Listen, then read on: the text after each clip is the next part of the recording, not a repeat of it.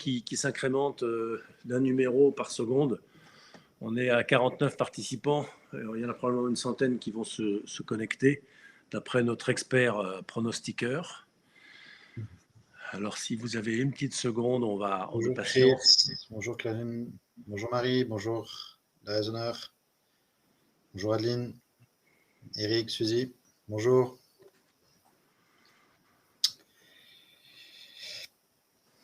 Bonjour Laurie,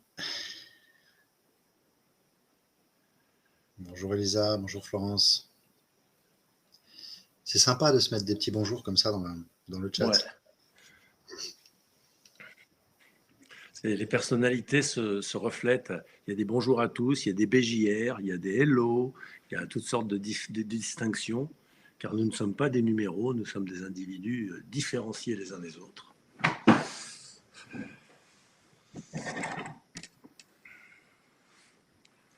Bon.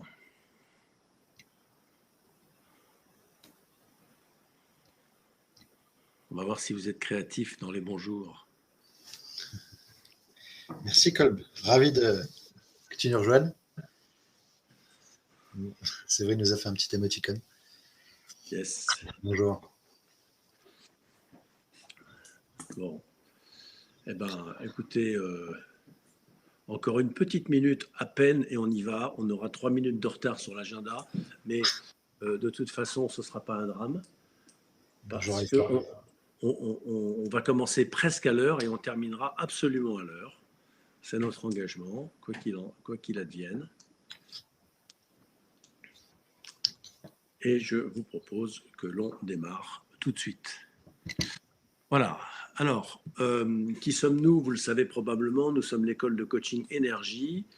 On est une école de formation RNCP et qui avons la double particularité de mettre un focus particulier sur le coaching d'équipe parce qu'on y croit beaucoup et vous allez comprendre pourquoi, et également de parler, comme son nom l'indique, avec énergie, du coaching de l'énergie.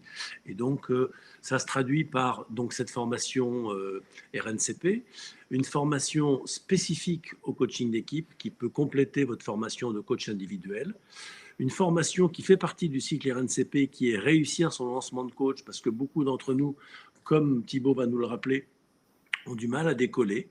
Ce sont des coachs qui ont une bonne vocation, qui sont probablement compétents et très motivés, mais qui décollent mal en termes de chiffre d'affaires. Et donc, même si ça fait 2-3 ans que vous vous lancez, peut-être qu'il serait temps de le réussir, ce lancement, et il n'est pas trop tard pour bien faire. Il y a également besoin de se perfectionner à la posture de coach quand on s'est formé il y a 2, 3, 4 ans. Et il y a également besoin de se superviser. Alors, se superviser soit en individuel, soit en collectif. Et on a un club de coach dont la prochaine séance se tient vendredi qui vient, auquel on peut participer en présentiel ou en distanciel, et auquel on invite parfois quelques participants qu'on ne connaît pas encore à venir y goûter pour une journée, de telle façon à ce qu'ils puissent s'inscrire s'ils le souhaitent. C'est une participation payante de 4 journées par an, complétée par une université d'été. Il y a une très bonne ambiance, c'est très sympa, ça permet de faire du réseau, de ne pas se sentir seul, etc. Mais donc, on vous en touchera un mot. Si jamais vous vouliez vous inscrire au club de coach et être invité vendredi, faites-le nous savoir. Je ne sais pas trop comment d'ailleurs, dans le chat, pourquoi pas, mais essentiellement également par mail pour qu'on ne vous oublie pas. Voilà, donc ça c'était pour vous présenter rapidement qui on est. Si vous souhaitez en savoir plus sur ces différents produits, n'hésitez pas à cliquer sur le petit bouton rouge que vous retrouverez donc en haut de votre écran. Il y a marqué cliquez ici, c'est pas très compliqué. Ça permet de prendre un rendez-vous avec nous à la date de votre choix et on pourra s'entretenir avec vous de qui vous êtes, de quel est votre projet et si nos formations peuvent répondre à vos besoins. Voilà pour la page de pub qui consiste à nous présenter. Et alors, aujourd'hui, on va faire, contrairement à d'autres fois, un peu moins d'apports pour laisser plus de place à vos questions, à des échanges. Et on va parler, puisque justement on est très branché sur le coaching d'équipe, des synergies qu'il peut y avoir entre le coaching d'équipe et le coaching individuel. Et nous en avons identifié 3 sortes. Des synergies marketing, avec un S ce serait mieux, mais bon, il a disparu dans la bagarre. Des synergies business et puis des synergies métiers. Voilà, au départ, il y avait des synergies de compétences et puis on les a ramenées à synergie métier, si bien qu'il y a 4 cailloux et qu'il devrait y en avoir 3, mais ce sont les aléas du direct. On a changé notre fusil d'épaule au dernier moment et voilà. Ok, alors je vais commencer par parler des synergies marketing et puis Thibaut prendra le relais et on se passera la balle comme ça pendant cette conférence. Sur quel mail pose la question, Sandrine? Eh bien, oui, il faudrait que Thibaut, tu répondes à cette question dans le chat, s'il te plaît, en mettant par exemple ton adresse. Alors, des synergies en termes de marketing entre le coaching individuel et le coaching d'équipe. La première chose qu'il faut bien comprendre, c'est que coacher un manager sur sa posture, sur sa relation à son équipe, par exemple, c'est bien, c'est efficace, mais parfois ça ne suffit pas parce que l'équipe a des besoins que le manager ne sait pas forcément adresser, alors qu'un coach d'équipe intervenant en parallèle du coach d'équipe, ou en plus du coaching, pardon, un coach d'équipe intervenant sur l'équipe en même temps ou en plus du coaching individuel du manager, permettrait à ce manager d'avoir une grande facilité, une grande aisance, un grand confort pour la mise en place de ces changements de posture. Parce que comme vous le savez, il faut être deux pour réussir. Il y a le manager et l'équipe. Ce n'est pas parce que le manager fait des progrès et change de posture que l'équipe change de regard automatiquement sur lui ou elle. Et donc intervenir sur les deux leviers, ce n'est pas du luxe. Et inversement, quand on coach une équipe, le manager en fait partie, mais des fois, avec quelques séances individuelles près, ça change tout pour le manager qui du coup accompagne les changements sans se mettre en travers de la route du développement de l'équipe à son insu et involontairement parce qu'il est simplement victime de l'inertie, des habitudes, etc. Or, quelques séances de coaching individuel dans le cadre d'un coaching d'équipe, ça fait toute la différence. Ça permet au manager de passer la rampe et de passer l'obstacle en sécurité, avec aisance, avec élégance, au lieu de parfois être celui qui résiste au changement qu'il a pourtant demandé dans le cadre de l'équipe. Voilà, alors finalement, le vrai coaching pour nous, c'est le coaching qui est à la fois un coaching de l'individu et un coaching de l'équipe, qui offre un service complet aux clients qui ont des besoins doubles. C'est rare qu'il n'y ait pas de besoin de coaching du manager quand il y a besoin d'un coaching d'équipe et réciproquement. Autre chose, le coaching d'équipe va apporter en termes de marketing une visibilité énorme pour le coaching individuel. D'abord parce que quand on agit sur l'équipe, on a un effet levier qui est très puissant. Non seulement on a une action sur le groupe, mais on a une action sur les 10 individus qui composent ce groupe. Je dis 10, c'est un chiffre symbolique. Mais comme autant un individu ne dit pas forcément qu'il est coaché, une équipe de 10 personnes, quand 10 personnes sont absentes en même temps pour une journée et demie, ou pour une réunion et qu'il y a quelqu'un de l'extérieur qui vient les travailler avec eux, ça se sait par toutes les autres équipes qui interagissent avec cette équipe. Donc voilà, c'est un chiffre symbolique. Potentiellement, c'est 100 fois plus visible parce qu'il y a 10 équipes de 10 qui sont au courant qu'il y en a une qui se fait coacher. Donc, quand on fait un coaching individuel quelque part, eh bien, généralement, c'est passé sous silence. Quand on fait un coaching d'équipe quelque part, surtout si ça marche bien, vous avez 10 ambassadeurs qui font votre promotion auprès d'une centaine de personnes, que ce soit pour du coaching individuel ou du coaching d'équipe. Voilà, à l'évidence, et Thibaut nous le rappellera, le panier moyen est plus élevé dans le coaching d'équipe que dans le coaching individuel. Il y a une viralité beaucoup plus forte, on vient de le dire. Ce n'est pas tout à fait les mêmes budgets ni les mêmes circuits de décision.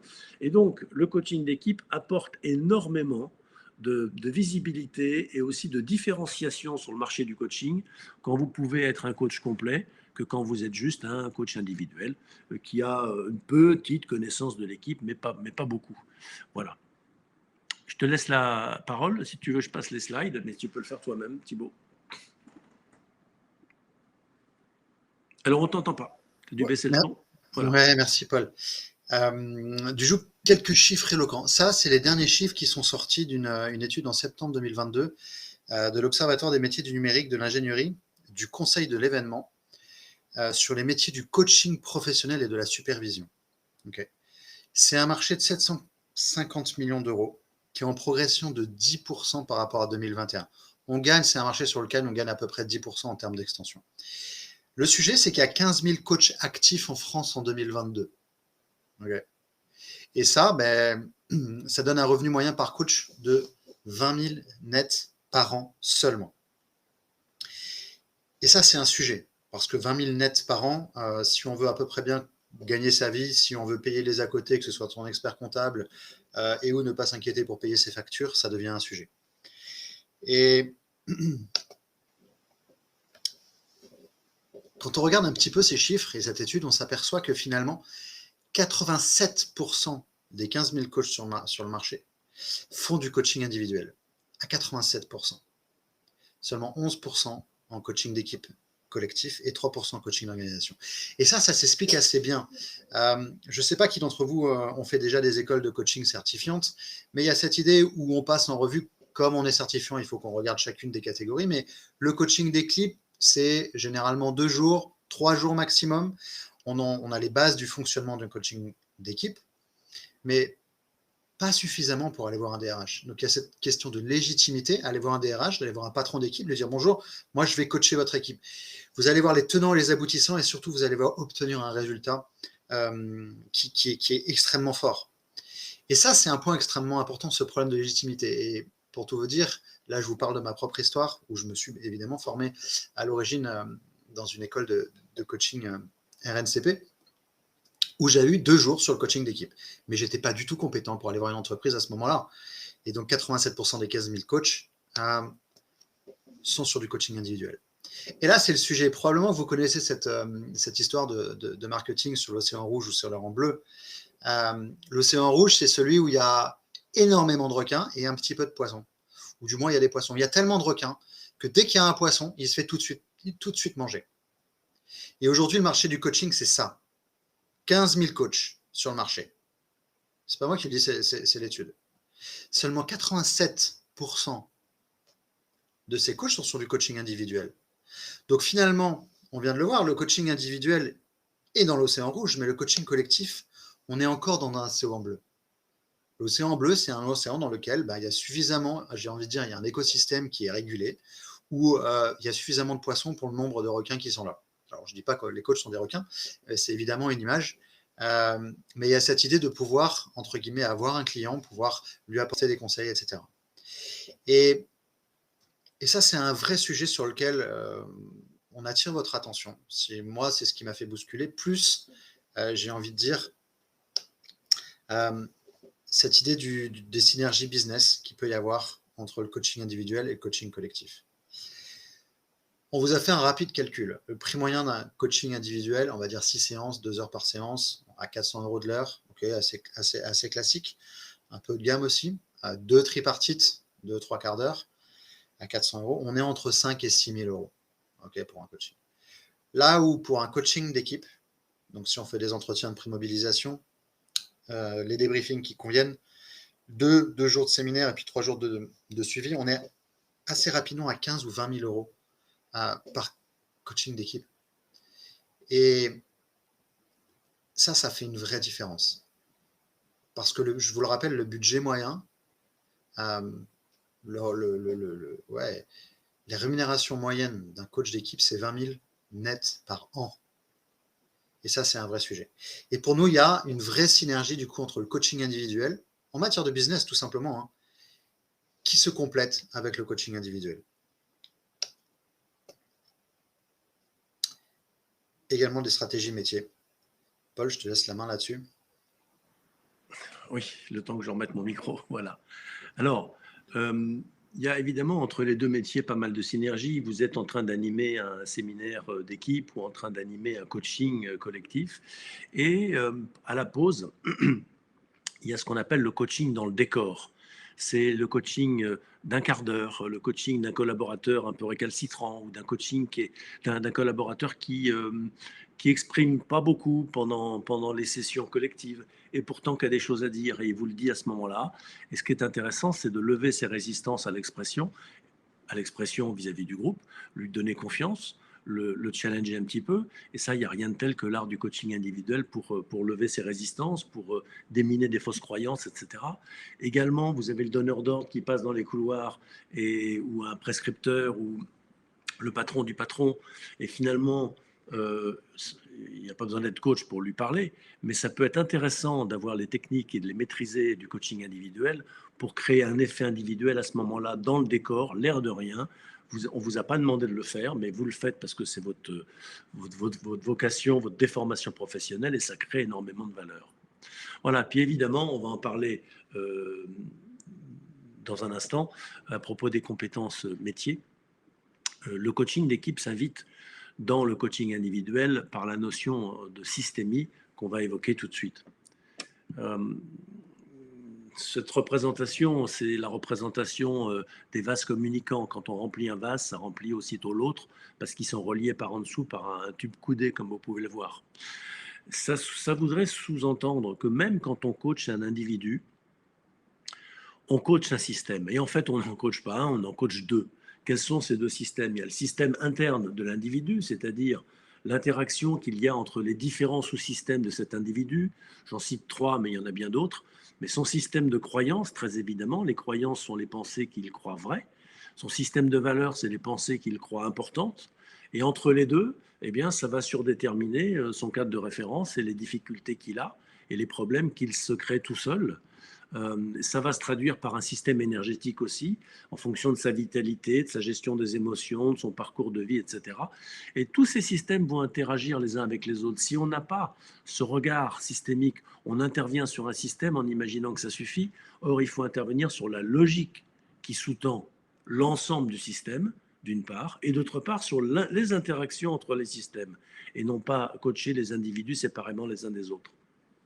Cette logique systémique je viens de la résumer là en 2 phrases, on peut l'avoir apprise, on peut l'avoir comprise, mais il faut surtout l'avoir au bout des doigts comme un réflexe et avoir aiguisé son regard.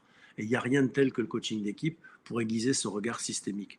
De la même manière, un individu ne réussit jamais tout seul, il est forcément pris dans un système social avec à la fois intime, sa famille, ses amis, mais également professionnel avec ses alliés, ses opposants, ses pairs, et non seulement son équipe et son patron. Donc l'individu est toujours en interaction avec son environnement professionnel, son environnement personnel, son environnement externe et son environnement interne.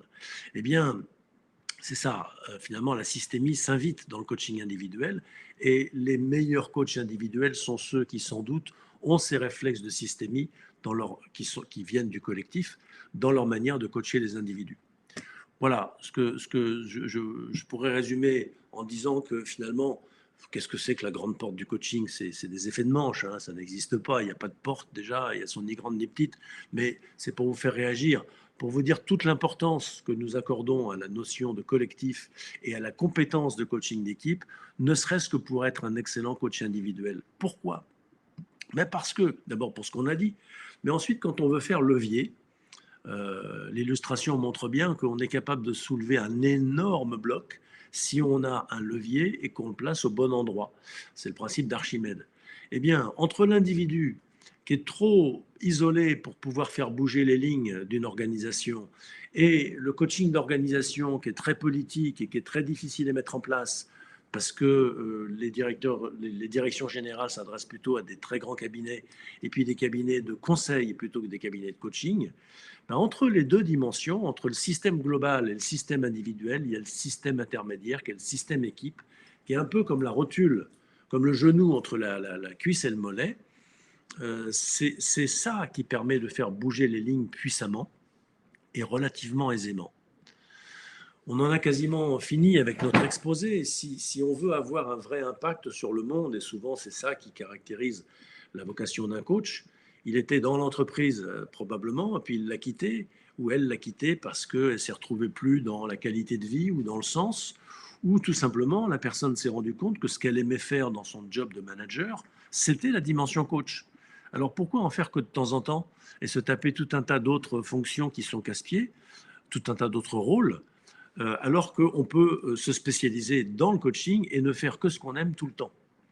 Eh bien voilà, ce qu'on aime, c'est avoir de l'impact, faire réussir les autres et l'équipe est le meilleur maillon finalement du collier de l'entreprise qui permet de faire bouger les lignes. C'est ce maillon qui a encore une taille humaine, encore une taille accessible, celui sur lequel on a une prise, parce que l'organisation est un concept. En fait, c'est quoi une organisation? C'est une équipe d'équipes. Mais autant l'individu, on voit bien ce que c'est, l'équipe, c'est un peu plus abstrait. L'esprit d'équipe, par exemple, c'est quoi? C'est compliqué. Hein. Vous pouvez ouvrir la salle de réunion, chercher avec un scalpel, vous ne trouverez pas l'esprit d'équipe. L'esprit d'équipe, c'est abstrait.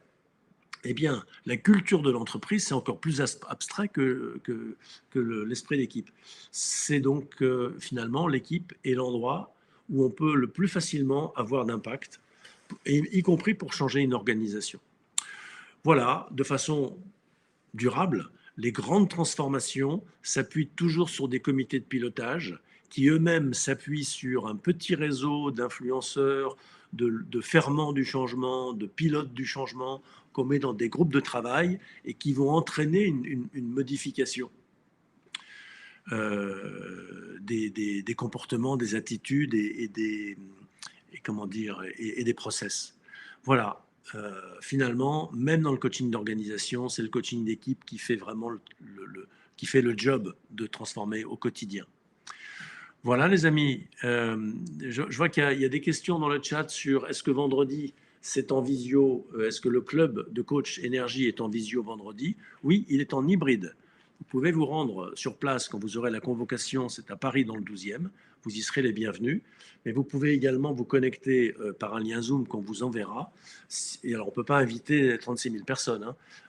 Là, c'est un petit comité. Cette fois-ci, il y aura environ une quinzaine. Normalement, on est entre 30 et 40. Mais là, il se trouve que pour des questions, je ne sais pas, d'agenda, peut-être, il n'y a que 15 participants. Et donc, on pourrait très bien accueillir 3 ou 4 d'entre vous, mais pas 25, parce que sinon, les gens du club vont se sentir perdus.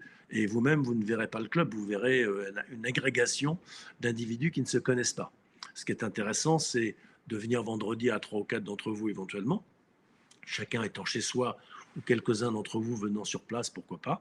Et puis ensuite, de s'étalonner sur toute l'année pour qu'à chaque fois, nous, ça nous fait une sorte de brassage et de renouvellement et avec du sang frais en quelque sorte et en même temps ça gêne pas les gens qui sont inscrits parce qu'ils se retrouvent entre eux et que le fait qu'il y ait quelques nouveaux de temps en temps c'est sympathique. S'il y a trop de nouveaux, on ne sait plus où on est, on ne sait plus où on habite.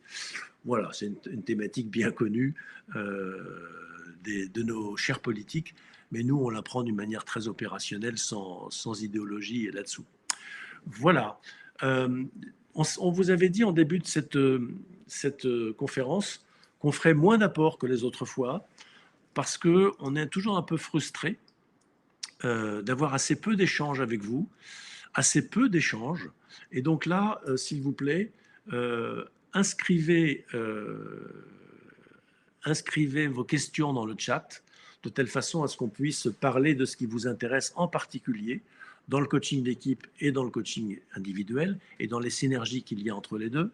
Je vois que Mariem est intéressée par la formation au coaching. Oui, on ne va pas donner de détails maintenant, mais on peut très bien vous répondre en individuel parce qu'il faut qu'on creuse un petit peu quelles sont vos motivations, quel est votre projet, etc. Qu'on ne casse pas les pieds à tous ceux que ça n'intéresse pas de nous entendre faire notre pub et qu'on réponde précisément à ceux que ça intéresse vraiment. On en a pour un quart d'heure, 20 minutes, non, pour une demi-heure de faire cet entretien. On vous donnera un lien. On va vous de toute façon, il est là-haut. Vous voyez, au-dessus de votre écran, il y a marqué « Prendre rendez-vous ». Cliquez ici.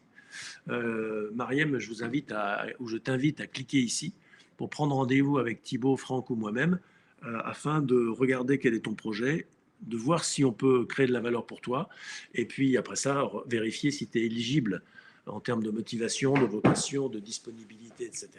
On t'indiquera les conditions tarifaires, le programme et tout le tout team. Voilà. Ce qu'on vous propose d'échanger dans le chat, là maintenant, pendant quelques instants, c'est comme l'a fait Carla, par exemple, c'est de poser des questions, de proposer des thèmes pour lesquels on va tâcher de vous répondre, comme on peut d'ailleurs, hein, on n'est pas omniscient. Il y a une question dans le chat, Paul, qui concerne le fait de se dire si je coach déjà le patron d'équipe, est-ce que c'est utile finalement de coacher l'individu, de coacher l'équipe? Comment est-ce que ça marche? Est-ce qu'il faut être en binôme ou alors il faut deux coachs? Comment ça fonctionne selon toi? D'accord, merci de la question.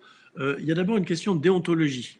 On ne peut pas coacher deux membres de la même équipe quand on est. Enfin, il est très déconseillé que le même coach coach deux membres de la même équipe. Pourquoi ?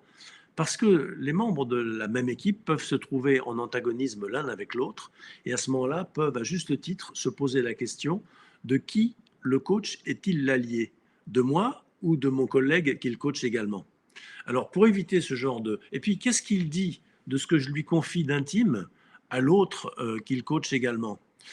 Pour éviter ce genre de doute, on évite de coacher deux personnes de la même équipe. En revanche, il y a un cas particulier dans l'équipe, c'est le manager. C'est tout à fait cohérent de coacher et l'équipe et le manager de l'équipe par le même coach, parce que ça peut également être tout à fait intéressant de le faire coacher par deux personnes différentes. Mais il n'y a aucun inconvénient à ce que ce soit le même coach qui coach l'équipe et le patron, parce qu'il est vraiment très rare, voire impossible et inexistant, que les objectifs du manager ne soient pas cohérents avec les objectifs de l'équipe. Puisque précisément, souvent, c'est le manager qui fixe les objectifs de l'équipe. Il les reçoit de son patron, il les reçoit de l'institution, mais en même temps, il les relaye, c'est son job, c'est son boulot. Donc, il n'y a pas de conflit d'intérêt entre l'intérêt de l'équipe et l'intérêt du manager. En revanche, parfois, il y a des phénomènes de groupe dans lesquels l'équipe n'est pas d'accord avec son manager. Et l'équipe pourrait se dire à juste titre, est-ce que le coach de notre équipe est tout à fait impartial ou est-ce que finalement il n'est pas un peu inféodé à son client individuel qui est notre manager ? Mais ça, que vous soyez coach individuel du manager ou non, l'équipe sera en droit de se le demander parce que c'est pas elle qui paye, c'est le manager qui donne, qui tient les cordons de la bourse et qui décide de faire appel à un coach, à ce coach ou à un autre. Donc de toute façon, le fait de le coacher n'enlève rien à la petite ambiguïté qui subsiste et dès lors autant l'assumer très clairement. Vous êtes le coach de l'équipe et vous êtes le coach du manager. Voilà, ça pose pas de problème déontologique à condition de ne pas le passer sous silence. C'est pas un secret d'État, c'est pas honteux, ni pour vous, ni pour l'équipe, ni pour le manager. Alors autant le dire quand c'est le cas. Voilà. Est-ce que j'ai répondu, Thibaut, ou est-ce que j'ai répondu qu'à une partie seulement de la question ? J'ai l'impression que, merci Paul, tu as parfaitement répondu. Il y a une question qui concerne, si on a des équipes qui ont un profil vraiment senior, est-ce qu'il y a des particularités de coaching ou des recommandations à faire en particulier ? Peut-être tu peux nous parler de ces histoires des énergies. Oui, alors qu'est-ce qu'on appelle une équipe est-ce que c'est l'équipe qui est senior ou est-ce que c'est l'équipe qui est composée de seniors ? Et qu'est-ce que c'est que les seniors ? C'est des gens qui sont très experts ou c'est des gens qui sont très vieux ? Bon, les vieux, il ne faut pas les bousculer, il ne faut pas faire de croche-pattes dans leurs béquilles, etc. Non, je plaisante. Je pense qu'il s'agit d'une équipe d'experts, et peut-être les experts ont-ils de l'antériorité. Donc là, il faut tenir compte de ça, évidemment. Mais le coaching de l'équipe, ce n'est pas le coaching des individus. Ce n'est pas le coaching de la somme des individus. Si vous voulez, il y a 4 focus dans une équipe. Vous avez effectivement l'expertise technique, qui est un des focus, est un des leviers de performance de l'équipe. Le deuxième, c'est la cohésion humaine. Le troisième, c'est la vision partagée et la créativité. Le quatrième, c'est la centration sur l'objectif et le sens du résultat. Alors, si vous avez une équipe qui est très senior et qu'elle est très... Enfin, c'est-à-dire que, qu'est-ce que ça veut dire ? Est-ce qu'elle est composée d'experts, auquel cas il y a un focus très marqué sur l'expertise technique, et c'est très bien, mais il faut développer les autres leviers. Il faut les mettre en relation humaine et technique pour qu'ils puissent communiquer, y compris de façon transverse, indépendamment de la présence du manager, qu'ils partagent une vision et des valeurs communes et qu'ils se centrent non pas uniquement sur l'art pour l'art et le plaisir de manipuler la technique, mais aussi la joie et la fierté de développer de la performance. Ça, c'est pour les équipes hyper techniques. Maintenant, une équipe qui est très développée, qui a beaucoup de maturité collective, d'intelligence collective. C'est une équipe qui a un très bon niveau d'expertise technique, c'est une équipe qui a un très bon niveau de cohésion humaine. Ils s'entendent bien, ils se respectent, ils s'aiment bien, mais ils n'ont pas peur de la conflictualité, ils osent se confronter avec bienveillance, ils osent exprimer la différence de point de vue, ils apprécient la diversité qu'ils accueillent comme une richesse et ils en font une complémentarité. Tout ça, ça se travaille. Ça se travaille et c'est difficile et c'est un métier, c'est celui des coachs d'équipe en particulier et des managers chevronnés. Une équipe développée, elle a également un grand sens de l'abnégation et les gens sont gouvernables. C'est-à-dire que ce n'est pas une équipe d'ego où à qui mieux on cherche à prendre la vedette pour prendre la lumière. on cherche à se mettre au service de l'intérêt collectif. L'ego est réduit à sa plus simple expression. On n'est pas là pour briller, on est là pour faire réussir le système, pour accomplir une mission qui crée de la valeur dans l'entreprise. Oui, Thibault? Non, non, vas-y, je te prie, je termine. OK. Et puis, les équipes développées ont un grand sens du coût du temps collectif. Elles sont bien conscientes que le temps, c'est une denrée rare, c'est une denrée collective. Quand je prends la parole en réunion, c'est vraiment parce que c'est pour créer de la valeur. Quand je fais une réunion, il y a un objectif, il y a un délivrable très, très clairement identifié. Je ne fais pas des réunions juste pour partager de l'information ou pour palabrer et montrer, faire pipi aux quatre coins du territoire pour montrer comme j'ai du pouvoir. Dans ces équipes très développées, il faut des coachs qui soient développés. Il faut faire enfin, les coachs le sont, mais il faut un peu d'expérience de ces équipes-là parce que à la fois c'est des pur sang, on peut gagner des courses avec elles, mais en même temps elles sont très exigeantes. Elles ont vite fait de dire bon, écoute, t'es gentil, mais c'est quoi la suite? Oui. Du coup, j'ai l'impression qu'il y a cette notion de confiance qui intervient et on a 3 questions par rapport à la confiance. Une première question de se dire, mais finalement, même dans le coaching individuel, c'est qu'une question de confiance. Quelle est la place de la confiance là-dedans et quelle est la place, lorsqu'on coach une équipe, de la confiance, selon toi? Est-ce qu'un coach, si on coach le patron, par exemple, on doit dire à l'équipe qu'on coach le patron? Et dans quelle mesure on l'a dit tout à l'heure, hein, c'est beaucoup plus juste. La confiance, c'est 3 choses. C'est la confiance en soi, la confiance dans le coaching et la confiance dans le client. Parce que le client n'a pas confiance en vous parce qu'il ne vous connaît pas. Je dirais même qu'il est potentiellement méfiant parce que vous êtes apparenté à ces gens qui sont des parasites de l'entreprise, qui viennent nous expliquer notre métier alors qu'ils n'y connaissent rien, qui gagnent des sous au détriment de nous qui avons un métier, qui nous obligent à passer du temps en réunion alors qu'on a autre chose à foutre dans la vie. Voilà, donc on part potentiellement à l'égard d'un coach avec un petit a priori négatif parfois. Donc le client n'a pas spécialement confiance en vous, il va falloir faire la danse du ventre pour montrer patte blanche et qu'il ait envie d'interagir avec vous.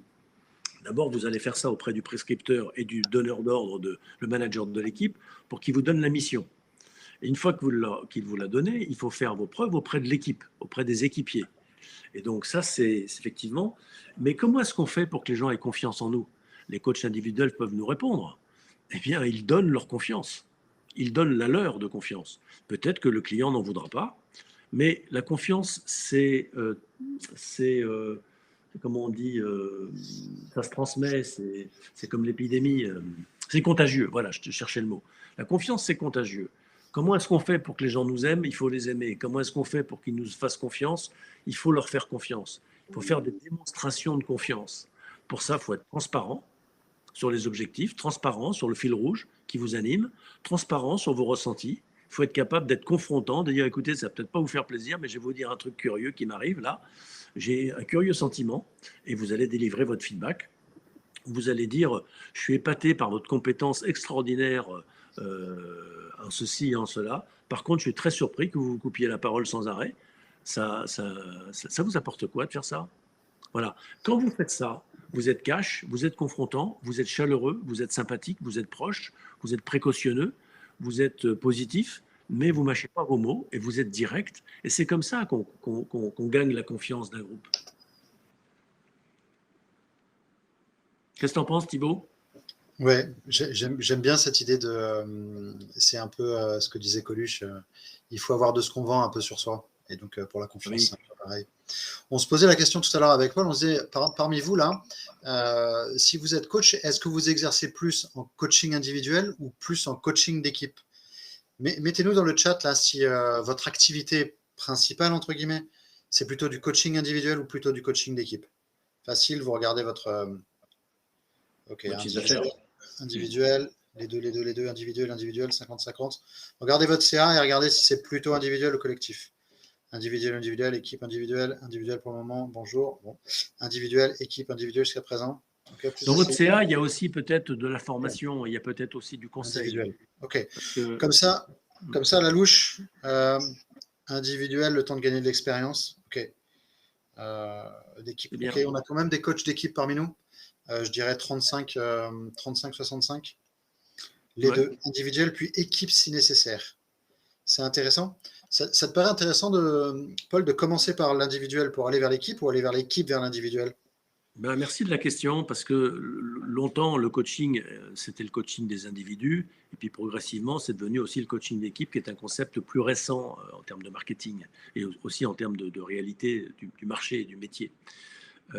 Avant, c'était les consultants qui s'occupaient des comités de direction et qui les accompagnaient en mode peut-être en position basse, mais souvent finalement en position haute quand même, dans des choses comme construire une vision, réfléchir sur les valeurs, etc. Et donc le coaching d'équipe est venu après. Du coup, les gens qui formaient les coachs ont commencé par les former au coaching individuel qui était nouveau. Parce qu'en gros, c'était la culture des psys. Les psychanalystes qui avaient de l'avance, les psychologues qui nous ont enseigné au monde de l'entreprise comment on approfondit des entretiens individuels. Et de même que les psys, il y a les psychothérapeutes de thérapie individuelle et de thérapie collective, mais il y en a moins de collectifs et c'est plus récent que de l'individuel, et ben c'est pareil pour le coaching. Du coup, on est dans la croyance que pour devenir un bon coach d'équipe, il faut d'abord être un coach individuel, un peu chevronné, qui a de l'expérience, qui a confiance en lui. Et pour moi, c'est une erreur d'appréciation. Il n'y a pas à commencer par l'un ou par l'autre. C'est des métiers qui sont connexes.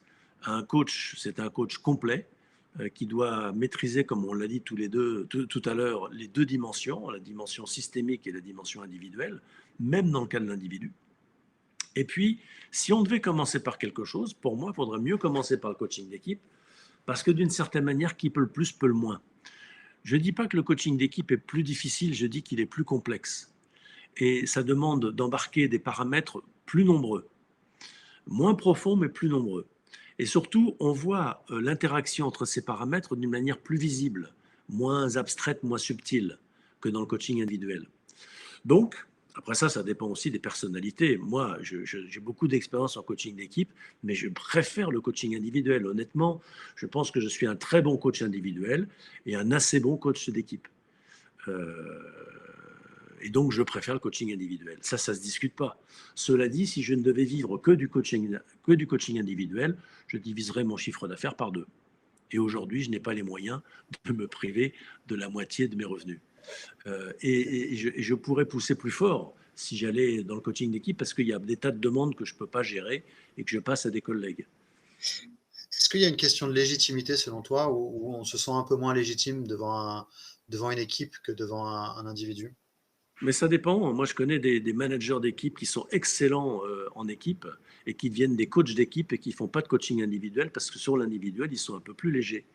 L'individuel, c'est le domaine de l'intime avec lequel ils ne sont pas complètement à l'aise, alors que l'équipe, c'est public, quoi, c'est professionnel.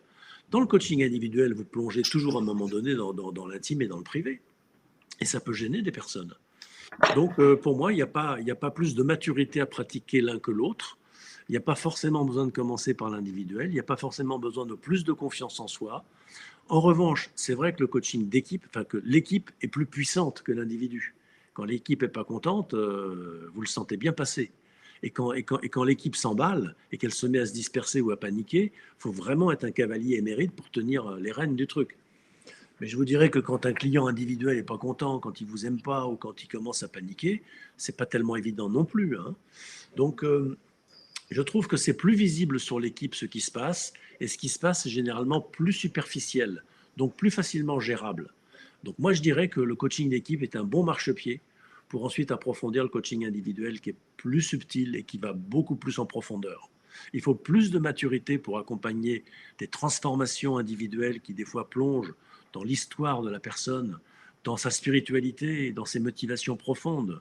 Et ça, il faut beaucoup comment dire, de maturité personnelle pour accompagner ça. Alors que l'équipe, elle ne va pas dans la spiritualité, elle ne va pas dans les motivations profondes, ou rarement. Ou si elle y va d'une façon superficielle. Parce que vous savez, euh, on ne peut pas avoir les mêmes niveaux de profondeur quand on est tout seul ou à deux que quand on est à 10 ou à 30 ou à 200. Voilà. Et du coup, c'est un point important parce que cette histoire de profondeur-là, autant c'est vrai que tu as présenté l'école où on a un zoom sur le coaching d'équipe parce que pour nous, comme tu l'as dit, c'est la grande porte d'entrée du coaching. Et en même temps, ce que tu viens de dire sur le coaching individuel, ça renvoie à la façon qu'on a de pouvoir appréhender le coaching individuel aussi. en tout cas de savoir aller, le cas échéant, dans les profondeurs de la personne, si c'est le besoin, ou si c'est là que le coach veut aller, le Oui, client veut aller. alors c'est un abus de langage, mais je l'entends, mais on est des spécialistes du langage, alors tu m'en voudras pas, Thibaut, de reprendre ce mot. On ne va pas dans les profondeurs de la personne, on Bien sûr. l'accompagne, tandis qu'elle elle fait cette démarche, bien sûr, hein.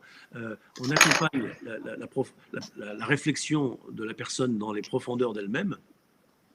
Et dans l'école, on s'est aperçu que beaucoup de coachs avaient été formés il y a quelques années et finalement avaient besoin de se perfectionner. Et se perfectionner, alors ils vont faire de l'analyse transactionnelle, de la gestalt thérapie, de la PNL de niveau 3, etc. Mais il n'y a pas forcément de perfectionnement à la posture de coach. Et nous, on s'est dit, mais là, il y a vraiment une valeur à créer pour nos amis, parce que quand on est tout seul, alors si, la supervision aide à se perfectionner, mais la supervision, c'est long, puis c'est cher, et il n'y a pas la dynamique qu'il y a dans les groupes, sauf dans les groupes de supervision, dans lesquels il y a juste une dynamique de supervision, mais il n'y a pas une dynamique de training.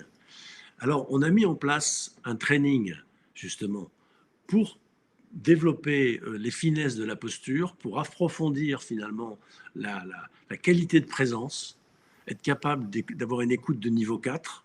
Vous savez, l'écoute de niveau 1, c'est l'écoute des contenus, le niveau 2, c'est l'écoute des émotions, le niveau 3, c'est l'écoute du cadre de référence, et le niveau 4, c'est l'écoute des écosystémiques. C'est qu'est-ce qui est transféré au niveau énergétique entre le groupe, ou entre le client, on va dire, individuel ou collectif, et le coach, dans un sens et dans l'autre. Ben, s'entraîner à cette écoute-là, repérer les écosystémiques, s'en servir, c'est vraiment du perfectionnement, c'est le coaching ceinture noire. Et si on veut aller premier dan, deuxième dan, troisième dan, à un moment donné, il faut trouver un dojo où on apprend justement ces spécificités qui vont plus loin que les cours pour débutants, parce que vous prenez des gens qui ne sont pas coachs, le temps de leur expliquer le b.a.-ba du métier, les 10 ou 12 jours de formation sont passés et on n'a pas pu aller dans la finesse. Alors comment est-ce qu'on coach des dirigeants? On l'apprend sur le tas, mais on ne l'apprend pas vraiment dans l'école. Comment est-ce qu'on coach les cas particuliers? Comment est-ce qu'on va profondément dans des cas difficiles ou des cas à fort enjeu? Eh bien ça s'apprend dans du perfectionnement auprès de coachs seniors qui partagent leur expérience et qui surtout partagent leur technique. Alors Pierre, il dit quoi? Plus niveau 5, entendre ce que le coach ne dit pas dans le silence. Ouais, mais ça c'est l'écoute du contenu en fait, hein. C'est l'écoute de niveau 1, c'est ce qu'il dit et ce qu'il ne dit pas. C'est l'écoute du discours. Mais là où je te rejoins, Pierre, c'est que dans ce qu'il ne dit pas, notamment dans ses silences, il y a des choses qui viennent de très profond. Et ça, c'est l'écoute que moi j'appelle de niveau 4, c'est-à-dire qu'est-ce qui se transfère au niveau énergétique. Et comment je sais ce que le client ne dit pas ou exprime à travers son silence, eh bien, je ne peux écouter mon client qu'à travers moi-même, en fait. Donc, c'est quand j'écoute la profondeur de mon silence que je vais entendre des échos systémiques avec le sien. Mais on parle entre spécialistes, hein. Excusez-moi. Est-ce que ce niveau d'écoute-là est possible en coaching d'équipe, selon toi? Bien sûr, bien sûr. À un niveau moins profond que dans l'exemple que l'on donnait, probablement, mais tout à fait. L'équipe a des phénomènes de fatigue, l'équipe a des phénomènes d'enthousiasme, des phénomènes de dispersion mentale qui sont directement issus de son énergie. Et donc, il ne faut pas juste écouter ce que dit le groupe ou les émotions qui affleurent sous la surface du discours. Il ne faut pas simplement écouter le cadre de référence qui fait que ce qu'ils disent leur semble vrai. Il faut écouter aussi ce qui se joue à un niveau plus profond, un niveau énergétique auquel ils n'ont pas accès. C'est le niveau des pulsions. Pourquoi tout d'un coup ils sont si impatients? Pourquoi tout d'un coup ils sont irrités? Alors peut-être qu'on n'a pas respecté l'heure de la pause et que c'est juste chronobiologique. Quel cas, c'est pas bien grave. Ou alors on a marché sans le savoir sur une mine. Et alors, vous savez, vous promenez dans la campagne et tout d'un coup, vous entendez derrière vous, il y a un serpent qui s'est dressé et qui va pour vous mordre la cheville. Eh ben, il faut être rapide, hein. Là, on a dérangé une énergie et qui n'a pas l'air d'être de bonne humeur. Il faut le détecter tout de suite, prendre le petit pas de recul et cautériser ça, gérer ça tout de suite. Ça, c'est un point important parce que c'est ce qu'on apprend à remarquer, à voir et à gérer.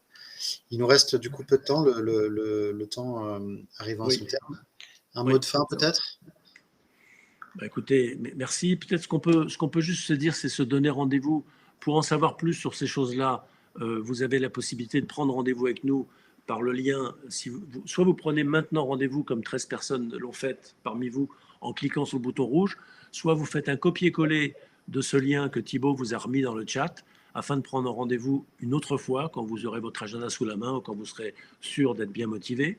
Ce qu'on peut vous dire aussi, c'est que nous avons l'intention d'organiser une session de training, alors à un prix misérable, mais c'est un prix tout de même, afin de ne pas avoir toute une bande de curieux, mais des gens vraiment motivés. 50 balles les 2 heures, faites le calcul, c'est pas avec ça qu'on gagne notre vie. Mais le 27 février de 10h30 à midi et demi, on va travailler sur la qualité de présence avec des coachs qui veulent se développer, aller plus loin. Donc on va vous enseigner ce qu'on n'enseigne pas même nous dans notre propre école, parce que les stagiaires n'en sont pas là. Donc on va vous aider à cranter vers le haut, et puis ce sera l'occasion de goûter à un échantillon de notre pédagogie, si toutefois vous vous disiez, moi je ne suis pas encore au niveau de l'expertise de me perfectionner, mais j'aimerais bien savoir ce qu'ils valent ces cons-là. J'aimerais bien savoir comment ils font leur formation. Dans ce cas-là, vous êtes le bienvenu. Vous allez voir comment on s'y prend pour manager un groupe et pour former des coachs à la subtilité du métier. Voilà, je crois que c'est tout. Il n'y a plus qu'à se faire la bise, à se claquer la bise et à se souhaiter un bon lundi à tous. Il y a une question sur les débutants acceptés. Oui. À cette session training, oui. Alors, merci de nous envoyer un mail, parce que je vois qu'il manque le lien Ça, c'est pour le la mail. session de training. Il faudra qu'on vous le... De toute façon, on a votre adresse, donc on va vous envoyer un mail avec le Ouais. replay et avec le lien pour s'inscrire à la session de training. Il sera toujours temps à ce moment-là de prendre un rendez-vous si vous ne l'avez pas encore fait. Et voilà. Et je vous ai remis le lien si vous voulez prendre rendez-vous avec nous pour si vous êtes intéressé, si ça vibre en vous, ces histoires de que ce soit le coaching d'équipe ou comment aller gagner ma vie avec le coaching d'équipe, comment être bon en coaching d'équipe, comment me sentir légitime, et ou comment aller dans ce coaching des profondeurs en me perfectionnant dans mon coaching individuel. Voilà. Sur ce, on vous souhaite un bon appétit, une bonne journée. Merci pour vos commentaires. Merci pour vos commentaires. Merci pour vos remerciements. C'est toujours sympathique. Ouais. À bientôt. À bientôt, les amis.